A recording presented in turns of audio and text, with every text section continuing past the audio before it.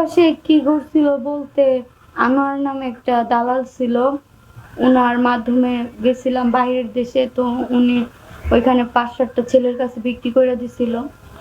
মানে আপনাকে বিক্রি করে দিছিল প্রবাসে? জি। কোন দেশে গিয়েছিলেন আপনি? সৌদিতে। সৌদিতে। আচ্ছা, কত টাকা আপনাকে বিক্রি করছিল? 5 লাখ টাকা। 5 লাখ টাকা বিক্রি করে দিছিল। আচ্ছা, তো এই যে বাংলাদেশ থেকে কত টাকা দিয়ে আপনি সৌদিতে গেছিলেন? 20,000। 20,000 টাকা দিয়ে, মানে 20,000 টাকা সৌদি নিয়ে গেছে আনোয়ার? জি। আচ্ছা, তো ওইখানে যাওয়ার পর আপনার সাথে কি ঘটছে? ওইখানে যাওয়ার পরে ওরা বাজে বাজে অফার দেয়, ওদের সাথে থাকতে বলে। তো আমরা ওগুলো মানি নাই, দেখা অনেক মারধর করতো, খাইতে দিত না। আচ্ছা, মানে যে যে আপনি 5-7টা ছেলের কাছে বিক্রি করছে আপনি বললেন, 5-7টা ছেলেই কি আপনার সাথে থাকতো নাকি হচ্ছে মানে বিষয়টা কি কিরকম হয়েছে আর কি? কিরকম হয়েছে বললে, ওরা অনেক জ্বালা যন্ত্রণা করতো। মানে আপনার সাথে প্রতিনিয়ত মানে খারাপ কাজ করতো, তাই তো? জি। আচ্ছা, তো এরকম কয় মাস চলছে আপনার সাথে? 3-4 মাস। 3-4 মাস এরকম চলছে। আচ্ছা, তো এই যে আপনি 3-4 মাস ওখানে ছিলেন, তো আপনি বাংলাদেশে যোগাযোগ করেন না যে আপনি ওখানে গিয়ে মানে সমস্যায় পড়েছেন, এটা বাসায় জানান নাই? না, ওরা তো ফোন ইউজ করতে দিত না। ফোন ইউজ করতে দিত না? তো এই ওই যে ওইখানে গিয়ে আপনি এমন একটা সমস্যায় পড়ছেন, ওখানে দূতাবাস আছে আমরা জানি, দূতাবাসে কি যোগাযোগ করেছিলেন? না, কোনো জায়গায় যোগাযোগ করতে পারি নাই। মানে ওরা যোগাযোগ করতে দেয় না, তাই তো? হ্যাঁ। ওই যে ওরা কি দালালের একটা চক্র, তাই তো? জি। আচ্ছা, আপনি কি আপনাদের এলাকা থেকে একাই গিয়েছিলেন নাকি আপনার সাথে আরো অন্য কেউ গিয়েছিল? ওরা এক এলাকা থেকে সব লোক নেয় না, জায়গা জায়গা থেকে নিয়ে যায়। জায়গা জায়গা থেকে 1-2 জন এরকম করে নিয়ে যায়, তাই তো? আচ্ছা, তো আপনি 20,000 টাকা দিয়ে গেছিলেন, তাই তো? জি।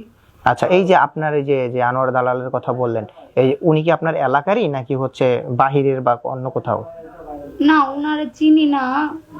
উনি আমাদের এলাকায় একবার আসছিল, আয়শা তারপরে আমাদের অনেক লোভ দেখাইছে যে এত টাকার ভিতরে এখন যাওয়া যাইতেছে, তোমরা যদি কেউ যাইতে চাও তাহলে আমার সাথে যোগাযোগ করতে পারো।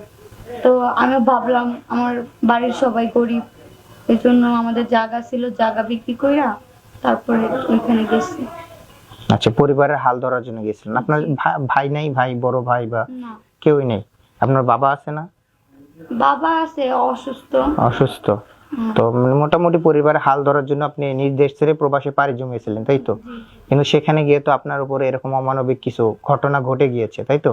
জি। তো এখন এই যে আপনি যে বাংলাদেশে আসলেন, তো কিভাবে আসলেন একটু যে বলতেন? বাংলাদেশে আসছি কারণ আমরা তো দালালের মাধ্যমে গেছিলাম, হ্যাঁ। আর ওইখানে পুলিশের কাছে ধরা পড়ছিলাম। আচ্ছা, ওইখান থেকে। মানে পুলিশ ওই রুম থেকে আপনাকে উদ্ধার করছে, তাই তো? জি। যে রুমে মানে আটকে আপনার 4-5টা ছেলে নির্যাতন করতো, ওই রুম থেকেই পুলিশ আপনাকে উদ্ধার করছে? হ্যাঁ। আচ্ছা, উদ্ধার করার পর মানে ওখান থেকে আপনি মানে কতদিন পরে যে বাংলাদেশে আসলেন আর কি? 10 দিন পরে। মানে উদ্ধারের পর 10 দিন ওই ওনার থানায় রাখছিল, তাই তো?